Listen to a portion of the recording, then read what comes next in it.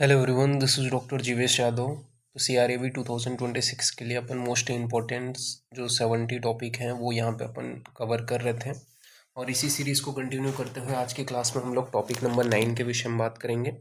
Start करते हैं तो आज का टॉपिक। तो CRAV में योनि व्यापक भी बहुत इंपॉर्टेंट टॉपिक है। ठीक है, क्या क्या चीज़ें आपको ध्यान रखनी है ये अपन देखेंगे। तो योनि व्यापक की सबसे पहले तो संख्या याद रखना। तो योनि व्यापक की संख्या चरक, सुश्रुत तथा वांगभट ने कितना बताया है? 20 बताया है। तो योनि व्यापक की संख्या चरक, सुश्रुत तथा वांगभट के अनुसार 20 है। ठीक है, योनि व्यापक के कारण के विषय में बात करें तो चरक सुश्रुत ने 4 बताए हैं और वांगभट ने 6 बताए हैं। तो चरक सुश्रुत के अनुसार 4 कौन से हैं? तो मिथ्या आहार विहार, ठीक है, बीज दोष, आर्तो दुष्टि और दैव। तो चरक सुश्रुत के अनुसार 4 जो है आपके योनि व्यापक के कारण कौन से हैं? तो मिथ्याहार विहार, बीज दोष, आर्तो दुष्टि और दैव। जबकि वांगभट के अनुसार 6 बताए गए हैं। कौन से हैं वो? दूषित रज, बीज दोष, दैव, इसके अलावा विषम विषमंग शयन, ठीक है, और भ्रिंस मैथुन, उपद्रव का प्रयोग। तो ये जो है 6 बताए हैं वांगभट ने। तो दूषित रज, बीज दोष, दैव, विषमांग शयन, इसके अलावा भृशंग मैथुन और उपद्रवों का प्रयोग। ठीक है, अपद्रव का जो है प्रयोग करना, ये अपद्रव जो चीज़ें हैं, ठीक है, उनका प्रयोग करना। ये जो है 6 जो है वांगभट ने बताए हैं। ठीक है, जो कारण है योनि व्यापक के। अब इनके नाम को प्रमुख रूप से ध्यान रखना कि चरक के अनुसार जो 20 योनि व्यापक है उसमें वातज योनि व्यापक के अंतर्गत कितने हैं? 11 बताए हैं। कौन से हैं? तो ये नाम आपको ध्यान रखना है कि वातज योनि व्यापक के अंतर्गत कौन से आते हैं। तो वातला उदावर्ता, अचरणा, अतिचरणा, प्राकचरणा, सूचीमुखी, अंतर्मुखी, शुष्का, सणी, महायोनि और पुत्रग्नि। ये 11 जो है वो वातज के अंतर्गत आते हैं। तो वातला, उदावर्ता, अचरणा, अतिचरणा, प्राकचरणा, सूचीमुखी, अंतर्मुखी, शुष्का, सणी, महायोनि और पुत्रग्नि, ये जो है 11 आपके वातज योनि व्यापक हैं। जबकि पित्तज के अंतर्गत 3 बताए गए हैं। कौन से हैं? पित्तज, रक्तज और अरजस का। ठीक है, तो वातज जो है वो 11 बताए हैं। किसने? चरक ने। कौन से? वातला, उदावर्ता, अचरणा, अतिचरणा, प्राकचरणा, सूचीमुखी, अंतर्मुखी, शुष्का, सणी, महायोनि और पुत्रग्नि। जबकि पित्तज के अंतर्गत 3 है, पित्तज, रक्तज और रजस का। कफज एक ही है, ठीक है, सन्निपातज भी एक है। इसके अलावा वात पित्तज जो है उनकी संख्या 2 बताई गई है। तो वात पित्तज 2 कौन से हैं? वामनी, परिप्लुता। तो वामनी, परिप्लुता ये वात पित्तज है। वात कफज भी 2 हैं, उपलुप्ता और कर्णनी। ठीक है, तो वात कफज भी 2 हैं, उपलुप्ता और कर्णी। ठीक है, तो वात पित्तज कौन से है? वामनी और परिप्लुता। और वात कफज 2 हैं, उपलुप्ता और कर्णी। तो ये आपको ध्यान में रखना है। फिर नेक्स्ट अपन आगे बढ़ते हैं। वांगभट अनुसार 20 योनि व्यापक बताए गए हैं। ठीक है, तो वांगभट के अनुसार को कितने योनि व्यापक बताए गए हैं? 20 योनि व्यापक बताए गए हैं, जिसमें से वातज की जो संख्या वो 11 बताई गई है। कौन से हैं आपके वातज के अंतर्गत? तो वातजा, उदावर्ता, वामनी, अतिचरणा, प्राकचरणा, सूचीमुखी, अंतर्मुखी, शुष्का, सणी, महायोनि और जातग्नि। ठीक है, तो जातग्नि को यहाँ पे ऐड ऑन और किया है। ये चीज़ याद रखना क्या क्या है आपका। वांगभट के अनुसार 11, तो वातजा, उदावर्ता, वामनी, अतिचरणा, प्राकचरणा, सूचीमुखी, अंतर्मुखी, शुष्का, सणी, महायोनि और जातग्नि।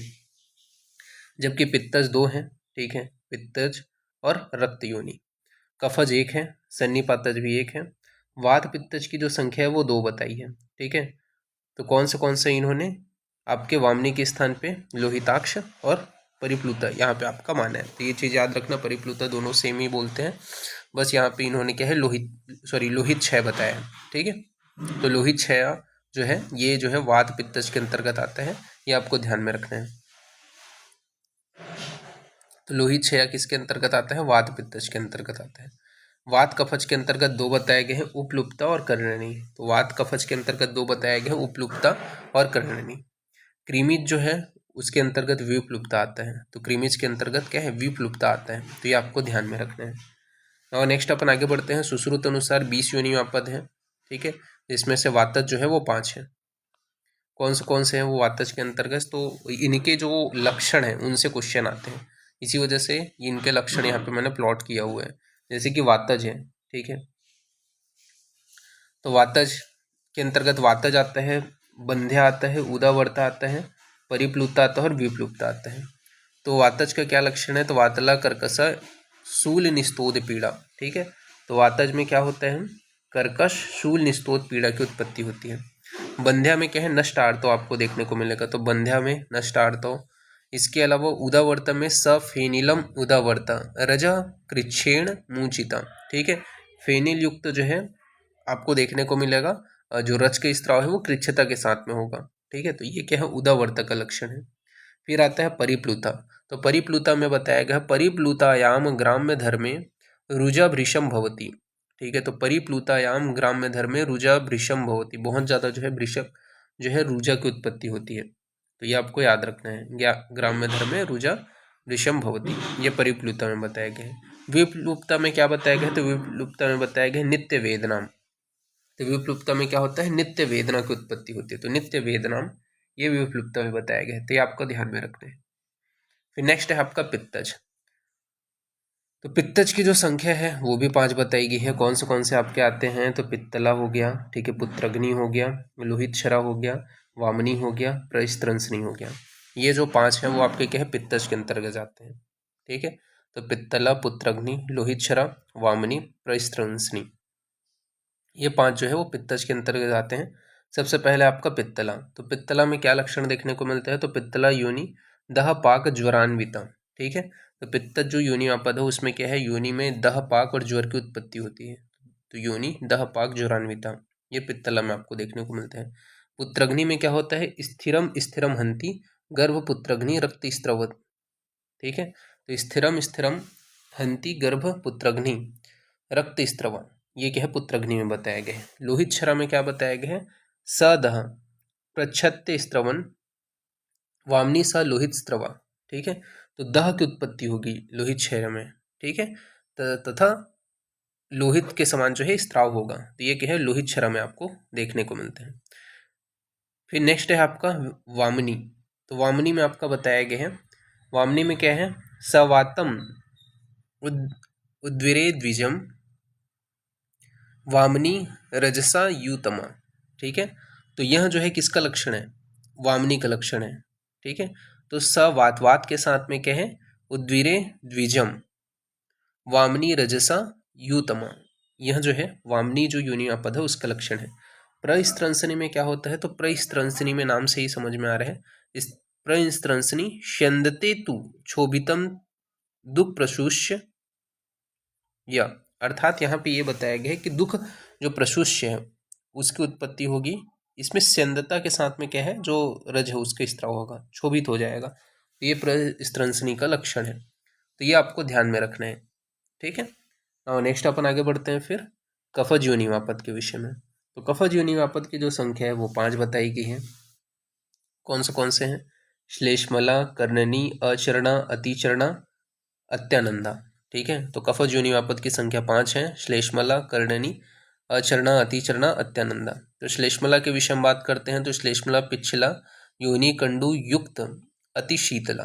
ठीक है, तो श्लेष्मला पिछला योनि कंडु युक्त अतिशीतला, तो इसमें क्या होता है? श्लेष्मला में पिछिल जो है स्त्राव होगा, योनि में कंडु, योनि में जो है कंडु की उत्पत्ति होगी तथा अति शीतलता होगी, ये क्या है? श्लेष्मला का लक्षण है। कर्णनी में क्या लक्षण देखने को मिलता है? तो कर्णनी में बताया गया है कर्णिन्या कर्णिका यो श्लेष्म अस्त्रिभ्याम प्रजायते।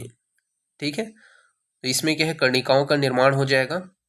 ठीक है, और योनि से क्या है? श्लेष्म के साथ में अस्त्रिक भी जो है वो बाहर निकलेगा, तो ये कर्णनी का जो है लक्षण बताया गया है, तो ये आपको याद रखना है। फिर नेक्स्ट अपन बात करते हैं अचरणा के विषय में। तो अचरणा में क्या बोला गया है? तो अचरणा में बताया गया है मैथुने अचरणा, मैथुने अचरणा पूर्व पुरुषात अतिरीचेत। ठीक है, तो मैथुने अचरणा पूर्व पुरुषात अतिरीचेत, ये क्या है? अचरणा का लक्षण है, तो ये आपको याद रखना है। फिर इसके बाद में अतिचरणा। तो अतिचरणा में बताया गया बहुश्य अतिचरणाद बीजना विदंती। ठीक है, तो क्या है? बहुत ज़्यादा मैथुन के कारण, ठीक है, ये अतिचरणा की जो है उत्पत्ति होती है, बीजनाद न विदंती। फिर अत्यानंदा। तो अत्यानंदा में बताया गया अत्यानंदा न संतोष ग्राम्य धर्मेण गच्छति। ठीक है, तो ये चीज़ ध्यान रखना। फिर नेक्स्ट अपन आगे बढ़ते हैं, जो आपका सन्निपात योनिमापद है ये सर्वज है जो असाध्य होते हैं। उसके अंतर्गत 5 कौन से हैं? तो सबसे पहला आपका सर्वजा, ठीक है, फलिनी, महायोनि, सूचिवक्ता और सड़ी। तो सर्वजा में बताया गया संपूर्ण जो मिश्रित जो लक्षण है, सर्वदोष के प्रकोपत जो लक्षण है वो आपको देखने को मिलेगा।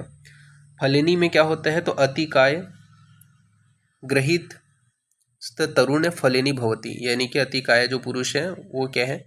तरुण के साथ में या तरुणी के साथ में मैथुन करते, तो उसके कारण क्या है? फलनी योनि में पद की उत्पत्ति होती है। महायोनि के है विवृता अति महायोनि, ठीक है, तो इसमें क्या है? विवृत हो जाता है जो योनि मार्ग है, महायोनि आपको देखने को मिलेगा इसमें। तो विवृता अति महायोनि।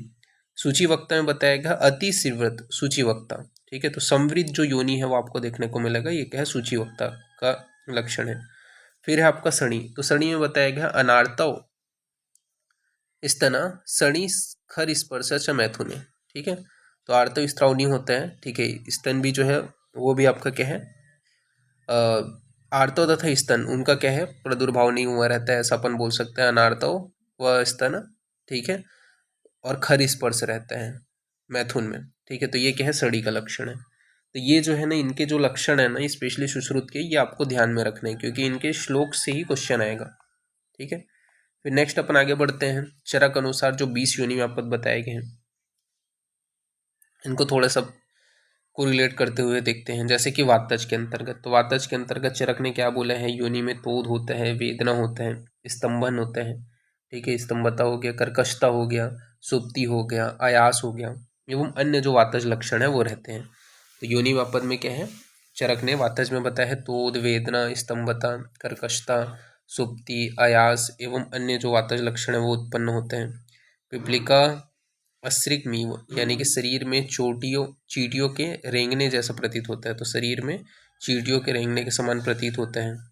आर्तव स्त्राव, तो आर्तव स्त्राव में बताया गया है सशब्द रुख फेन तनुरुक्ष आर्तव अनिलात, ठीक है, तो शब्द युक्त फेन के साथ में तनुरुक्षता रुक्ष जो है, आर्तव जो है वो निकलते हैं, तो ये क्या है? आर्तव स्त्राव आपको देखने को मिलेगा। ये चरक ने बोला है वातज योनि वापद के अंतर्गत। सुश्रुत ने क्या लक्षण बताया है? तो वातज में जो है कर्कशता, स्तब्ध, शूल निस्तोत पीड़ा की उत्पत्ति होती है, तो कर्कश, स्तब्ध, शूल निस्तोत पीड़ा की उत्पत्ति होती है, ये सुश्रुत ने बोले हैं। अष्टांग हृदय ने बोला है पिपलिका अस्त्रिप्तमीव स्तंभन कर्कशवनम, ठीक है, तो पिपलिका जो है स्तब्धता, कर्कशता, ठीक है, ये सभी जो लक्षण है वो अष्टांग हृदय ने बताया है, किसमें? वातज में। आर्तों का जो वर्ण होता है वो यहाँ पे इन्होंने बताया है कि अरुण व कृष्ण वर्ण का होता है। वातज जो है योनि व्यापद में। योनि से स्त्रंस यानी कि स्थानच्युति तथा वक्षण व पार्श्व में वेदना होती है तथा धीरे धीरे गुल्म की उत्पत्ति होती है, ये अष्टांग हृदय का कथन है। साथ ही साथ आर्तव स्त्राव जो है वो कैसा होगा? तो फेनील होगा, अरुण वर्ण का, ठीक है, कृष्ण तथा कृष्ण वर्ण का होगा, अल्प मात्रा में तनुरुक्ष प्रकृति का होगा। आर्तों की मात्रा जो है वो अल्प रहती है। तो ये सारी चीज़ें वातज योनि व्यापद के अंतर्गत देखने को मिलते हैं, जो कॉमन फैक्टर है, ठीक है, सभी में अलग अलग आचार्यों के अनुसार वो हमने देखा। नाउ नेक्स्ट अपन आगे बढ़ते हैं, पित्तज के विषय में बात करते हैं। तो पित्तज में क्या बताया गया है? तो पित्तज में आचार्य चरक ने बोला है कि दह पाक ज्वरो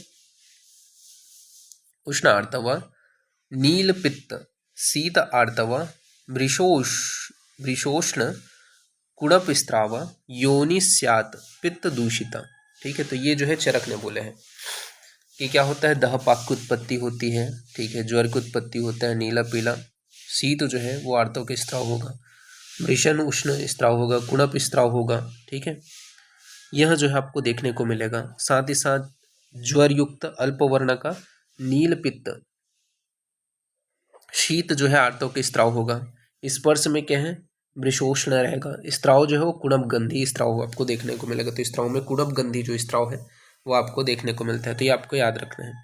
सुश्रुत ने पित्तला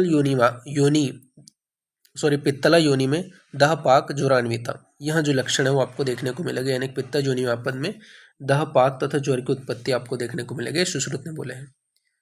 फिर अष्टांग हृदय ने बोला है करोति दह पाको पूती गंधी ज्वरान्विता, तो दह पाक के साथ में पूती गंधी जो स्त्राव है वो आपको देखने को मिलेगा, ज्वर की उत्पत्ति होगी। वृषक उष्ण, ठीक है, कुणप गंधी जो है स्त्राव आपको देखने को मिलेगा। पित्त, नील पित्त शीत जो आर्तव है वो आपको देखने को मिलेगा। ये किसने बोले हैं? अष्टांग हृदय ने बोले हैं, तो ये आपको ध्यान में रखना है। और नेक्स्ट अपन आगे बढ़ते हैं, फिर कफज के विषय में बात कर लेते हैं। तो कफज जो योनिवापद है उसके विषय में क्या चीजें बोली गई हैं उसको अपन यहाँ पे देख लेते हैं। तो कफज योनिवापद के अंतर्गत यहाँ पे बोला गया है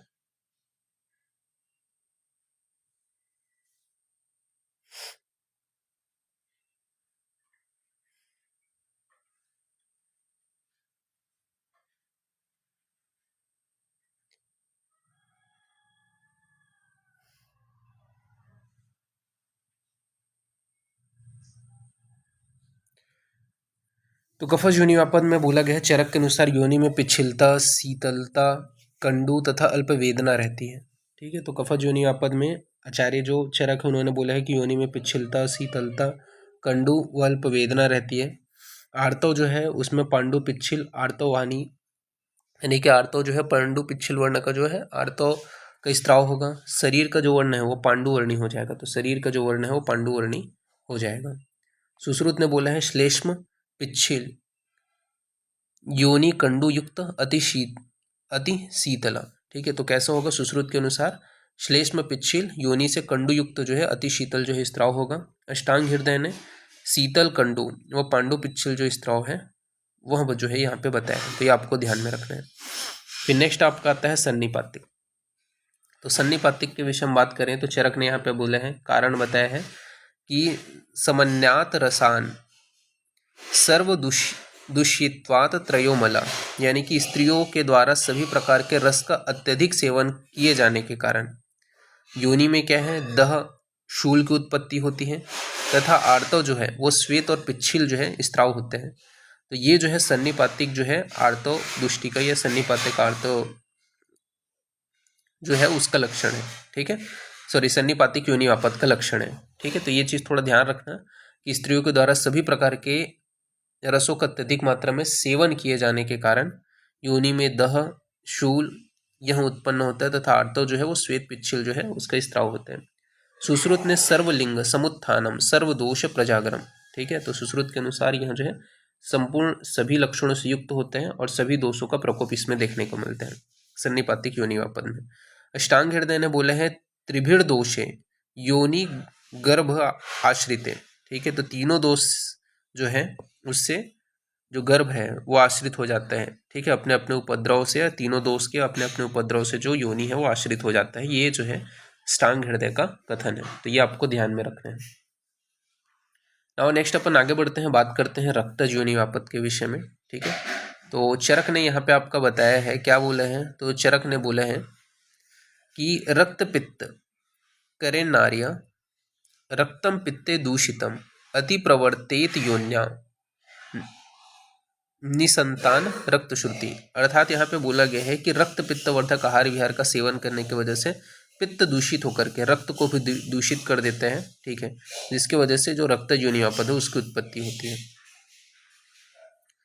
इसके अलावा दूसरा यहाँ पे जो कारण है या निदान है वो यहाँ पे बोला गया है लब्धे गर्भ अपि असृजा, यानी कि स्त्रियों के गर्भ धारण के पश्चात भी योनि से अत्यधिक रक्त स्राव होने के कारण भी रक्त योनिवापद की उत्पत्ति होती है। तो लब्धे गर्भ अपि असृजा यह किसका लक्षण है? तो लब्धे गर्भ अपि असृजा यह जो है रक्त योनिवापद का लक्षण है। अष्टांग हृदय ने बोला है रक्त योनि में बोला है रक्त योन्यात रक्त असगति श्रुते, यानी कि रक्त की अति प्रवृत्ति से रक्त योनि होता है। ठीक है, तो रक्त की अति प्रवृत्ति से क्या है? रक्त योनि होती है। ये किसने बोला है? आपके अष्टांग हृदय ने बोला है, तो ये आपको ध्यान में रखना है। फिर बात करते हैं अरजस का। तो अरजस का के विषय में बताया गया है चरक के अनुसार कि योनि और गर्भाशय आश्रित पित्त, तो योनि और गर्भाशय आश्रित पित्त जब रक्त को दूषित कर देते हैं तो स्त्रियों में रजोधर्म नहीं होता, तब उसे अरजस का कहते हैं। तो योनि और गर्भाशय में आश्रित जो पित्त है जब रक्त को दूषित कर देता है तब स्त्रियों में रजोधर्म नहीं होता है, तब उसे क्या है? अरजस का कहते हैं। इसका लक्षण क्या है? तो कार्श वर्ण जाननी भृशम। ठीक है, तो जो कार्श शरीर जो है वो कार्श हो जाएगा, व्यवर्ण हो जाएगा। ठीक है, ये आपको देखने को मिलेगा। सुश्रुत ने इसे लोहित क्षरा कहा है। ठीक है, तो ये चीज याद रखना, सुश्रुत और वांगभट ने इसे लोहित क्षरा कहा है। ठीक है, अब लोहित क्षरा के विषय में आचार्य जो सुश्रुत है उन्होंने बोला है कि दह की उत्पत्ति होती है। ठीक है, इसके अलावा प्रचर्यात स्त्रंस वामनी स लोहित क्षरा। ठीक है, तो यह जो लक्षण है वो आपको देखने को मिलेगा, ये सुश्रुत का मत है। अष्टांग हृदय ने बोला है वात पित्ताभ्यम, वात और पित्त की अधिकता वाली होती है जिसके वजह से रज का क्षय हो जाता है। साथ ही साथ दह की उत्पत्ति होगी, कार्श्यता की उत्पत्ति होगी, व्यववर्णता की उत्पत्ति होगी। ये जो है लोहित क्षरा का लक्षण है, ये आपको ध्यान में रखना है अष्टांग हृदय के अनुसार। नाउ नेक्स्ट अपन आगे बढ़ते हैं, बात करते हैं अचरणा के विषय में। तो अचरणा का क्या लक्षण बताया गया है? तो अचरणा में बोला गया है योन्याम अधावनम कंडू जातम कुर्वंती जंतवा। ठीक है, यानी कि योनि का धावन नहीं करने के कारण, ठीक है, प्रॉपर साफ सफाई न रखने के कारण वहाँ पे कंडू की उत्पत्ति होगी तथा अनेक प्रकार के सूक्ष्म जो जीव हैं उनकी उत्पत्ति हो जाती है। ठीक है, और उसके कारण क्या है? अचरणा की उत्पत्ति होती है। सुश्रुत ने बोला है मैथुने अचरणा पूर्वे पुरुषाद आदि रीछेद, यानी कि मैथुन के समय स्त्री पुरुष से पहले स्खलित हो जाती है। ठीक है, तो ये यहाँ पे आपका बताया गया। फिर इसके बाद में बात करते हैं अतिचरणा। तो चरक ने बोला है अत्यधिक मैथुन से प्रकोपित वायु स्त्रियों की योनि में सोप या सुप्ति रुजा को उत्पन्न कर देती है, इसे क्या बोलेंगे? अतिचरणा बोलेंगे। सुश्रुत के अनुसार बोला गया है बहुशस्य अतिचरणाद्य बीजम न विदंती, यानी कि मैथुन के समय पुरुष स्खलन से पूर्व कई बार स्खलित हो जाती है। ठीक है, तो इसे अतिचरणा बोलेंगे। ये क्या है आपका अतिचरणा का लक्षण है आचार्य सुश्रुत अनुसार। अष्टांग हृदय ने बोला है सेवती चरणा सोप युक्त होगा। ठीक है, अति व्याय की जो है इच्छा होगी, तो ये जो है अतिचरणा का लक्षण है अष्टांग हृदय के अनुसार। नाउ नेक्स्ट अपन आगे बढ़ते हैं, बात करते हैं प्राक चरणा। तो प्राक चरणा के विषय में आचार्य चरक ने बोले हैं मैथुनाद अति बालया। ठीक है, तो मैथुन करने के कारण जो बाला व्यक्ति है उसके साथ में या कन्या के साथ में मैथुन करने के कारण जो क्या होते हैं वायु प्रकोपित होकर के पृष्ठ कटी, ठीक है, उरु प्रदेश वक्षण प्रदेश में रुजा को उत्पन्न करती है। इसी को ही क्या बोलते हैं? प्राकचरणा कहते हैं। तो अति बालक कन्या के साथ मैथुन करने के कारण कुपित जो वायु है वो पृष्ठ कटी उरु और वक्षण में रुजा को उत्पन्न करके प्राकचरणा को उत्पन्न करता है, ये आचार्य चरक ने बताया। अष्टांग हृदय ने क्या बोला है? तो मैथुनाद अति बालया, तो सेम चीज ही यहाँ पे आपके वांगभट ने भी बोले हैं कि अति बालक के साथ मैथुन करने के कारण पृष्ठ जगह उरु वक्षण में जाकर के रुजा उत्पन्न करके प्राकचरणा को उत्पन्न करते हैं, ये वांगभट ने बोले हैं। प्राकचरणा के स्थान पे आचार्य सुश्रुत ने इसे फलनी बताया है और माधव ने इसे अंडनी बोला है, तो ये चीज थोड़ा ध्यान में रखना। तो सुश्रुत ने क्या बोला है फलनी के विषय में? तो फलनी के विषय में बताया है अतिकाय गृहिताय तरुण फलेनी भवेत। ठीक है, तो वही है अतिकाय जो पुरुष है उसके द्वारा तरुण करने के साथ मैथुन करने के कारण फलनी की उत्पत्ति होती है, ये यहाँ पे बताया है। सुश्रुत ने सन्निपातिक जो है इसे माना है और असाध्य योनि वापद बताया है, तो ये चीज थोड़ा ध्यान में रखना। ठीक है, फलनी को क्या है? असाध्य योनि वापद के अंतर्गत माना है, सन्निपातिक माना है आचार्य सुश्रुत ने। फिर नेक्स्ट अपन आगे बढ़ते हैं, बात करते हैं उपलुप्ता। तो उपलुप्ता के विषय में क्या बताया गया? उपलुप्ता के विषय में यहाँ पे बताया गया है उपलुप्ता में चरक ने कि गर्भिणी स्त्री द्वारा कफवर्धक आहार विहार से, ठीक है, तो गर्भिणी स्त्री के द्वारा कफवर्धक आहार विहार का सेवन करने से, इसके अलावा छर्दी निश्वास के वेग को रोकने से कुपित वायु कफ को योनि में ला देती है तथा योनि को भी दूषित कर देती है। तो गर्भिणी स्त्री द्वारा कफवर्धक आहार विहार का सेवन करने के कारण, इसके अलावा छर्दी तथा निश्वास के वेग को रोकने से कुपित वायु कफ को योनि में ला देती है तथा योनि को भी दूषित कर देती है। योनि में क्या है? तोद के साथ में पांडु स्त्राव, कफ के साथ में श्वेत स्त्राव तथा वात कफ अन्य जो विकृतियां हैं वो आपको देखने को मिलेगा। तो योनि में तोद के साथ में पांडु स्त्राव, कफ के साथ में श्वेत स्त्राव तथा वात कफ जो अन्य जो विकृतियां हैं वो आपको देखने को मिलते हैं, ये चरक ने बोले हैं। अष्टांग हृदय ने यहाँ पे बताया है वात श्लेष्म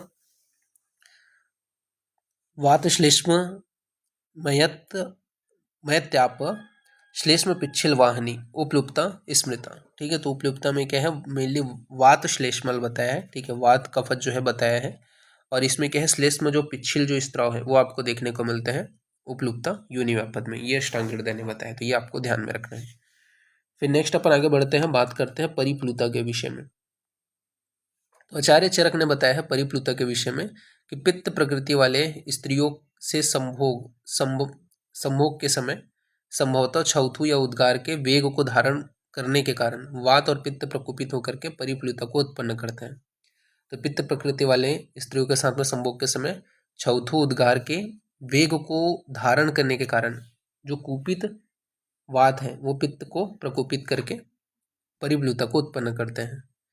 इसमें जो लक्षण है वो चरक ने बताया है सून स्पर्श क्षाम, यानी कि योनि में शोथ तथा स्पर्श असहत्व आपको देखने को मिलेगा। इसके अलावा और क्या क्या लक्षण है इसके, तो इसके अलावा यहाँ पे बताया गया है सर्दी नील पित्त अश्रिक स्त्रावित, यानी कि वेदना युक्त नीले पीले वर्ण का जो रक्त है उसका स्त्राव होगा। ठीक है, तो वेदना युक्त नीले पीले वर्ण का जो रक्त है उसका स्त्राव होगा। श्रोणी वक्षण पृष्ठ आरती ज्वरार्ते परिप्लुता, यानी कि श्रोणी वक्षण पृष्ठ में वेदना होगी तथा ज्वर ग्रस्त हो जाएगा जो व्यक्ति है वो। सुश्रुत ने यहाँ पे बोला है परिप्लुतायाम ग्राम्य धर्मे रुजा भृशम भवती, यानी कि मैथुन के समय योनि में अत्यधिक पीड़ा का होना, यह जो है लक्षण सुश्रुत ने बताया है। तो परिप्लुतायाम ग्राम्य धर्मे रुजा भृशम भवती, यानी कि मैथुन के समय योनि में अत्यधिक पीड़ा का होना, यह जो लक्षण है वो आपको देखने को मिलेगा। अष्टांग हृदय ने बोला है सून स्पर्श। ठीक है, तो सून की उत्पत्ति स्पर्श से, वस्ती कुक्षी में गुरुता का होना, इसके अलावा अतिसार आरोचक आदि का होना। ठीक है, तो ये जो है आपका अष्टांग हृदय ने बताया है कि सून स्पर्श अशहत्व, ठीक है, वस्ती कुक्षी में गुरुता का होना, ठीक है, अतिसार आरोचक की उत्पत्ति का होना, यह जो लक्षण आपको देखने को मिलेगा। फिर उदावर्त के विषय में बात करते हैं, तो उदावर्त में यहाँ पे क्या लक्षण देखने को मिलता है, तो उदावर्त के विषय में बात करें तो आचार्य चरक ने बोले हैं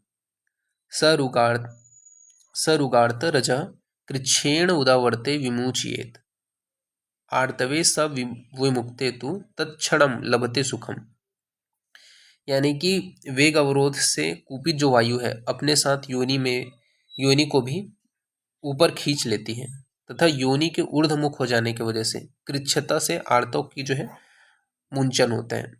तो ये क्या है उदावर्त के अंतर्गत आपको देखने को मिलेगा। ठीक है, तो वायु अवरोध के कारण जो कुपित वायु है वो अपने स्थान से योनि को ऊपर की ओर खींच लेते हैं, यानी कि योनि का जो मुख है ऊर्ध्वमुखी हो जाने की वजह से कृच्छता के साथ में जो आर्तव है उसका स्त्राव होता है। तो ये उदावर्त में आपको देखने को मिलते हैं। सुश्रुत के विषय में बात करें तो सुश्रुत ने यहाँ पे बोला है स फेनील उदावर्त रजा कृच्छेण मूचेत। ठीक है, तो फेन युक्त जो है रज का जो है स्त्राव जो है वो आपको देखने को मिलेगा कृच्छता के साथ में। तो ये सुश्रुत ने बोला है। अष्टांग हृदय ने बोला है स फेनील रजा कृच्छान उदवृत्तिन विमुचेत। ठीक है, तो ये आपको अष्टांग हृदय का कथन याद रखना है। फिर कर्णनी के विषय में बात करते हैं, तो कर्णनी में यहाँ पे बताया गया है अवि के प्रादुर्भाव होने से भी अकाल में प्रवाहन करने से वायु गर्भ के द्वारा मार्ग रुक जाने से एवं कफ तथा रक्त से घिरकर योनि में कर्णनी यानी कि मांसंकुर को उत्पन्न कर देती है। तो आदि के प्रादुर्भाव होने से भी अकाल में प्रवाहन करने से वायु गर्भ के द्वारा मार्ग रुक जाने से एवं कफ व रक्त के घिर कर योनि में कर्णी यानी कि महाशंकुर को उत्पन्न कर देती है। ये कर्णनी के विषय में चरक ने बताया है। सुश्रुत ने कर्ण्या कर्णी योने श्लेष्म अस्त्रिक प्रजायते। ठीक है, तो ये जो है लक्षण किसने बताया है, सुश्रुत ने बताया है। योनि से श्लेष्म अस्त्रिक का जो है स्त्राव आपको देखने को मिलेगा कर्णी में सुश्रुत के अनुसार। अष्टांग हृदय ने बताया है कि अकाल वाहन, ठीक है, अकाल वायु जो है वो क्या है श्लेष्म रक्त को मूर्छित करके कर्णनी जो योनि व्यापद है, ठीक है, उसको उत्पन्न करते हैं, जिसमें क्या है रजो मार्ग का निरोध हो जाता है। तो ये अष्टांग हृदय का मत है, ये आपको ध्यान में रखना है। और नेक्स्ट अपन आगे बात करते हैं पुत्रग्नि के विषय में। तो पुत्रग्नि के विषय में क्या बोले हैं आचार्य चरक ने, तो पुत्रग्नि के विषय में आचार्य चरक ने बोला है यहाँ पे कि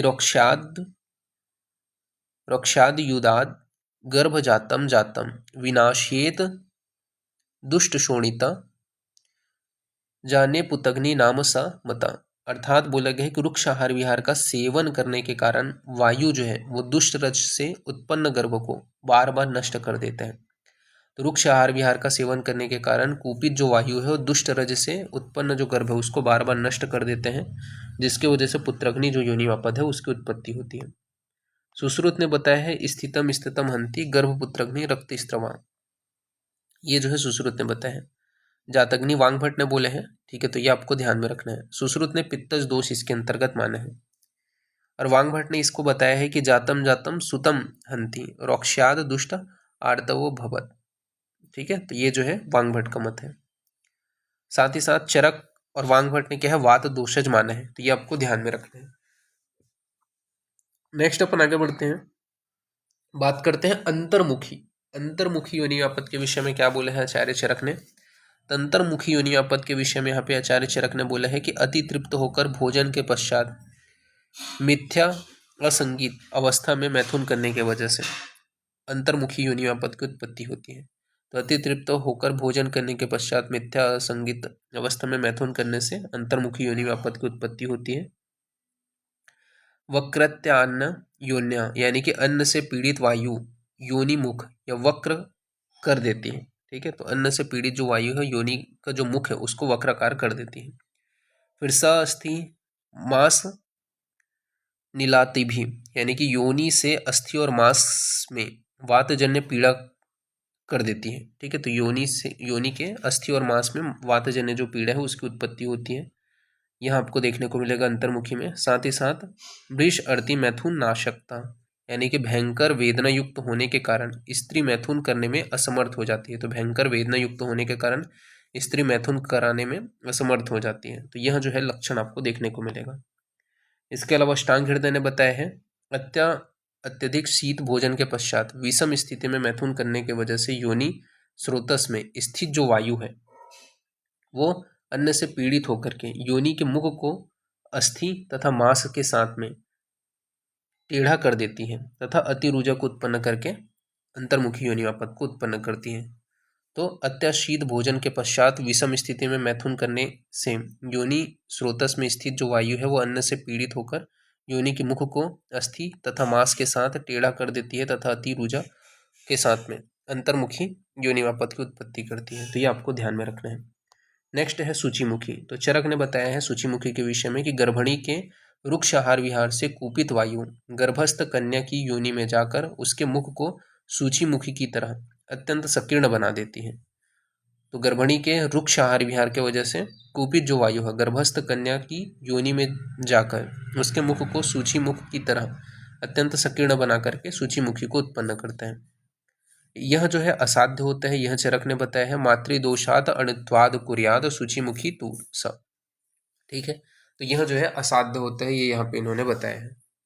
फिर नेक्स्ट अपन बात करते हैं सुश्रुत के अनुसार। तो सुश्रुत ने बताया है अति संवृता सूचीवक्ता यानी कि सुश्रुत अनुसार सन्निपातज असाध्य योनिवापद रोग के अंतर्गत आते हैं। तो सुश्रुत अनुसार सन्निपातज असाध्य योनिवापद रोग के अंतर्गत आते हैं।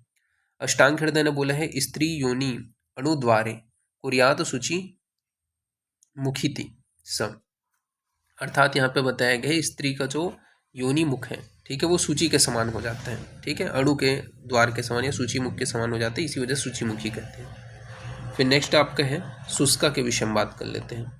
तो शुष्का में क्या बताया गया है, तो व्यवाय काले रुद्ध्यात वेगान प्रकूपितो अनिला कुर्याद विणमूत्र संगर्ति शोष योनि मुखस्य च यानी कि संभोग के समय वेग अवधोर धारण करने की वजह से जो वायु है वो कुपित हो जाता है, ठीक है, और विणमूत्र संग के वजह से योनि मुख में शोष की उत्पत्ति होती है, ठीक है, जिसके वजह से शुष्क योनिवापद की उत्पत्ति होती है।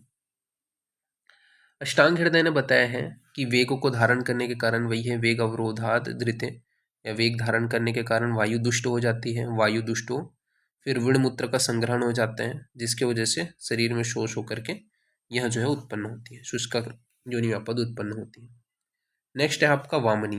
तो वामनी में क्या बताया गया है, तो वामनी में यहाँ पे बताया गया है कि सड़हात सप्तरात्राद व शुष्क गर्भाशयम गतम सरुजम निरुजम व अपि य स्त्रवे स तु वामनी यानी कि गर्भस्थ जो शुक्र है उसका सड़रात्र यानी सड़हात यानी कि 6 दिन सप्तरात्र यानी कि 7 दिन में वेदना या अवेदना के साथ में बाहर स्त्रावित होना, ठीक है, ये क्या है, वामनी कहलाता है। तो गर्भस्थ शुक्र को 6 दिन या 7 दिन 7 रात्रि में वेदना या अवेदना के साथ बाहर निकलना, स्त्रावित होना, ये क्या है, वामनी कहलाता है। सुश्रुत ने क्या बताया है, तो यहाँ पे सुश्रुत ने बताया है सवात मुदिगरेद बीजम वामनी रजसायुतम, यानी कि योनि जो है वायु के साथ रज सहित बीज को बाहर निकाल देती है। तो योनि जो है वायु के साथ रज सहित बीज को बाहर निकाल देती है, यह जो है वामनी का लक्षण है।